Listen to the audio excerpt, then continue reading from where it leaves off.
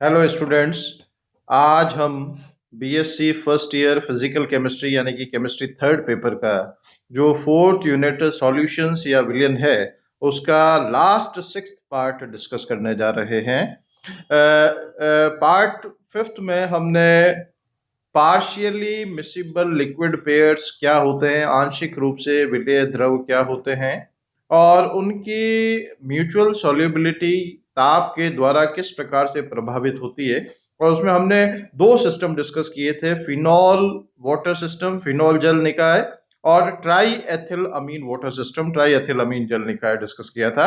आज हम इसमें अब थर्ड सिस्टम डिस्कस करने जा रहे हैं और वो है निकोटिन वाटर सिस्टम। जो हमने फर्स्ट सिस्टम डिस्कस किया फिनॉल वाटर सिस्टम, उसमें अपर कॉन्सोल्यूट टेम्परेचर या उच्च सविलेय ताप होता है, यानी कि उसमें जो म्यूचुअल सॉल्युबिलिटी है वो ताप बढ़ाने पर बढ़ती है। जो सेकंड टाइप ऑफ सिस्टम हमने डिस्कस किया था वो था ट्राई एथिल अमीन वाटर सिस्टम।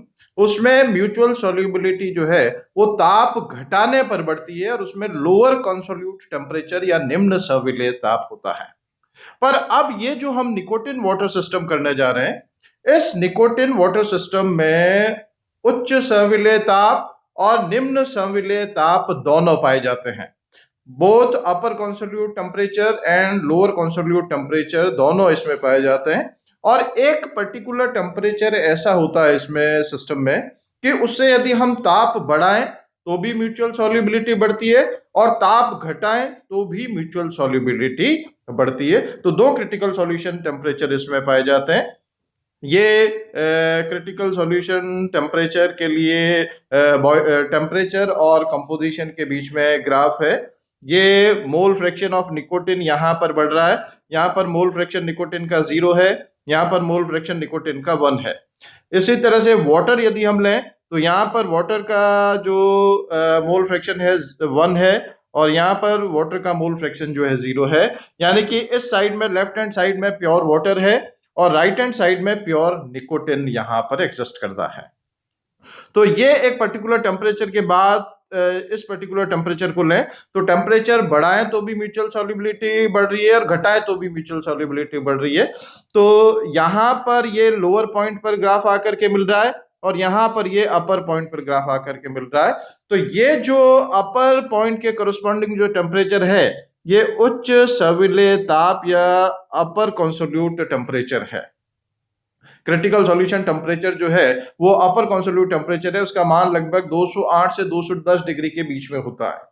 और ये जो लोअर पॉइंट के कोरस्पॉन्डिंग टेम्परेचर है ये लोअर कॉन्सोल्यूट टेम्परेचर या निम्न सविलेय ताप कहलाता है और इसका मान जो है वो 61 डिग्री सेल्सियस है। तो अब इसका अर्थ क्या है कि यदि निकोटिन जल निकाय का ताप का मान या तो 61 डिग्री सेल्सियस के बराबर या इससे कम है अथवा ताप का मान 210 डिग्री सेल्सियस के बराबर या उससे ज्यादा है, तो उस केस में हमेशा सिस्टम जो है एक फेज के रूप में, एक सिंगल लेयर के रूप में एग्जिस्ट करेगा। क्योंकि इन कंडीशंस में जब ताप का मान 61 या उससे कम, 208 या 210 या उससे ज्यादा है, तो उस केस में निकोटिन और जल आपस में पूर्ण रूप से विलय होंगे, चाहे उनकी कितनी भी प्रतिशत मात्रा आपस में मिलाए। तो सिस्टम इस कंडीशन में सिंगल फेज के रूप में, एक सतह के रूप में होगा। परंतु यदि ताप का मान इन दोनों टेम्परेचर के बीच में है, अपर कॉन्सोल्यूट टेम्परेचर और लोअर कॉन्सोल्यूट टेम्परेचर के बीच में है, तो वो निकाय दो फेज के रूप में भी हो सकता है और एक फेज के रूप में भी हो सकता है। सिस्टम में exist either as double layer or single layer depending upon the composition. अब इसमें जो सिस्टम है वो एक लेयर के रूप में होगा या दो लेयर के रूप में होगा, उसका क्या तरीका है? यदि वो कंपोजिशन इस क्लोज्ड एरिया के बीच बीच में है, टेम्परेचर इस अपर और लोअर कॉन्सोल्यूट टेम्परेचर के बीच में है, इन दोनों लोअर कॉन्सोल्यूट और अपर कॉन्सोल्यूट के बीच में है, और उसका कंपोजिशन इस शेडेड एरिया के अंदर अंदर आ रहा है, तो वो डबल फेज के रूप में होगा। पर वो यहाँ पर बाहर की तरफ चाहे या तो राइट हैंड साइड में हो चाहे लेफ्ट साइड में हो, तो वो सिस्टम जो है वो सिंगल फेज के रूप में, एक लेयर के रूप में होगा। और वो एक लेयर जो लेफ्ट साइड में है यहाँ पर, वो तो होगा निकोटिन का जल में असंतृप्त विलयन। और ये जो राइट हैंड साइड में जो सिंगल फेज यहाँ पर है ऊपर या नीचे, ये जो है ये होगा जल का निकोटिन में असंतृप्त विलयन। तो इस तरह से पहले सिस्टम में अपर कॉन्सोल्यूट टेम्परेचर होता है फिनोल वाटर सिस्टम में, दूसरे ट्राईएथिलामीन वाटर सिस्टम में लोअर कॉन्सोल्यूट टेम्परेचर होता है, निम्न संविलीय ताप होता है, और थर्ड जो निकोटिन वाटर सिस्टम है उसमें उच्च संविलीय ताप और निम्न संविलीय ताप दोनों होते हैं। तो ये है पार्शियली मिसिबल लिक्विड पेयर्स के बारे में। अब इसमें एक चीज और है, क्रिटिकल सॉल्यूशन टेम्परेचर जो है that is affected by impurity. यदि कोई अशुद्धि किसी पार्शियली मिसिबल लिक्विड पेयर के रूप में उपस्थित है तो वो अशुद्धि उस क्रिटिकल सॉल्यूशन टेम्परेचर के मान को प्रभावित करती है। It affects the value of critical solution temperature. अब वो किस तरह से प्रभावित करती है उसके लिए कंसिडरेशन क्या है कि यदि जो पदार्थ अशुद्धि के रूप में उपस्थित है, इम्प्योरिटी के रूप में जो पदार्थ उपस्थित है, वो यदि दोनों में से किसी एक सतह में विलय है, जैसे कि फिनोल वाटर सिस्टम है, और इस फिनोल वाटर सिस्टम में NaCl जो है वो इम्प्योरिटी के रूप में प्रेजेंट है। अब ये NaCl जो है किसमें सॉल्युबल है? वाटर में सॉल्युबल है, फिनोल में सॉल्युबल नहीं है, यानी कि ये एक लेयर में सॉल्युबल है। या सपोज नेप्थलीन है अशुद्धि के रूप में, तो नेप्थलीन जो है वो फिनोल में विलय होगा और जल में अविलय होगा। तो यदि कोई इस तरह का पदार्थ जो कि किसी एक सतह में उपस्थित हो तो वो क्या करता है, वो क्रांतिक विलयन ताप के मान को बढ़ा देता है। It increases the value of critical solution temperature, क्योंकि वो क्या करता है, उन दोनों लिक्विड्स की म्यूचुअल सॉलिबिलिटी को घटा देता है। परंतु दूसरी ओर यदि कोई एक पदार्थ ऐसा है जो कि दोनों द्रवों में विलय हो, दोनों ही द्रवों में विलय हो, जैसे फिनोल वाटर सिस्टम में सक्सिनिक एसिड, सक्सिनिक एसिड यदि इंप्योरिटी के फॉर्म में प्रेजेंट है तो वो फिनोल में भी विलय होता है, जल में भी विलय होता है। तो यदि कोई जो पदार्थ अशुद्धि के रूप में उपस्थित है और वो दोनों ही द्रवों में विलय है तो वो आपस में पारस्परिक विलयता को बढ़ा देता है। It increases the mutual solubility and therefore it decreases the value of critical solution temperature. वो क्रांतिक विलयन ताप के मान को कम कर देता है। तो फिर सुने, यदि जो पदार्थ अशुद्धि के रूप में उपस्थित है वो दोनों में से एक द्रव में उपस्थित है तो वो क्रांतिक विलयन ताप के मान को बढ़ा देता है। जैसे उदाहरण के तौर पर NaCl या नेप्थलीन, NaCl जो है केवल जल में विलय है, नेप्थलीन केवल फिनॉल में विलय है। तो ये यदि अशुद्धि के रूप में उपस्थित होंगे तो वो क्रांतिक विलयन ताप के मान को बढ़ा देते हैं। परंतु यदि कोई पदार्थ ऐसा है अशुद्धि के रूप में जो कि दोनों ही द्रवों में विलय है तो उस केस में वो क्रांतिक विलयन ताप के मान को कम कर देता है, decreases the value of critical solution temperature. उदाहरण के तौर पर यदि सक्सिनिक एसिड अशुद्धि के रूप में उपस्थित हो तो फिनॉल और जल दोनों में विलय होता है तो वो क्रांतिक विलयन ताप के मान को कम कर देता है। तो इस तरह से इंप्योरिटी जो है क्रिटिकल सॉल्यूशन टेम्परेचर के मान को प्रभावित करती है। अब हम थर्ड कैटेगरी लेते हैं। थर्ड कैटेगरी में हम ले रहे हैं कंप्लीटली इमिसिबल लिक्विड पेयर, पूर्ण रूप से अविलेय द्रव। यदि सपोज हम कोई दो द्रव A और B लें और उन दोनों को बराबर बराबर मात्रा में मिला करके अच्छी तरह से शेक करें तो शेक करने पर वो आपस में पूर्ण रूप से अविलेय है, लगभग ऑलमोस्ट इनसॉल्युबल है। तो अब क्या होगा, जो यौगिक A है वो अपने भौतिक गुणों को दर्शाएगा, B जो है वो अपने भौतिक गुणों को दर्शाएगा, तो उन दोनों द्रवों के भौतिक गुण जो है वो अप्रभावित रहते हैं। तो अब इस मिश्रण का जो कुल वाष्प दाब है, टोटल वेपर प्रेशर जो है वो P0A प्लस P0B, यानी कि शुद्ध द्रव A का वाष्प दाब प्लस शुद्ध द्रव B के वाष्प दाब के योग के बराबर होगा। तो total vapour pressure of this solution will be equal to the vapour pressure of liquid A plus vapour pressure of liquid B। तो अब इस मिश्रण का जो क्वथनांक है वो मिश्रण का क्वथनांक शुद्ध द्रव ए और शुद्ध द्रव बी दोनों से कम होगा, क्योंकि हमने कहा जिसका वाष्प दाब ज्यादा होता है उसका क्वथनांक उतना ही कम होता है। तो अब यहां पर जो कुल वाष्प दाब विलयन का है, शुद्ध द्रव ए और शुद्ध द्रव बी दोनों के वाष्प दाब के योग के बराबर है। तो इस कारण से इस शुद्ध द्रव का जो बॉइलिंग टेम्परेचर है मिक्सचर का, TA plus TB, boiling temperature of this mixture will be less than the boiling temperature of pure liquid A as well as pure liquid B. तो ये जो कंसेप्ट है, ये कंसेप्ट स्टीम डिस्टिलेशन या भाप आसवन के लिए काम में आता है। Steam distillation is a process which use for purification of organic compound which are almost insoluble in water. भाप आसवन की प्रक्रिया जिसमें कि आसवन हम भाप की उपस्थिति में करते हैं, वो उन कार्बनिक यौगिकों के शुद्धिकरण के लिए काम में लिया जाता है जो कि लगभग जल में अविलय होते हैं। जैसे कि उदाहरण के तौर पर एनिलीन हम लें, एनिलीन यानी कि C6H5NH2, बेंजीन रिंग में NH2 ग्रुप अटैच्ड है। तो ये जो एनिलीन है ये जल में लगभग अविलय होता है।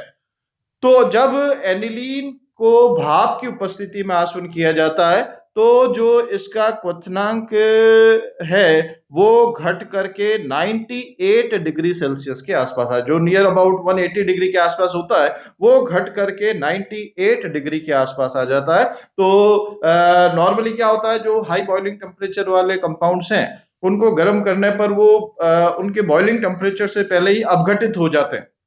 तो इस प्रक्रिया में वो संभव नहीं हो पाएगा क्योंकि यहां पर जो यौगिक का क्वथनांक है वो घट करके बहुत ही कम हो जाता है। तो एनिलीन का जब प्योरिफिकेशन करना होता है तो aniline is purified by steam distillation process where distillation is carried out in presence of steam.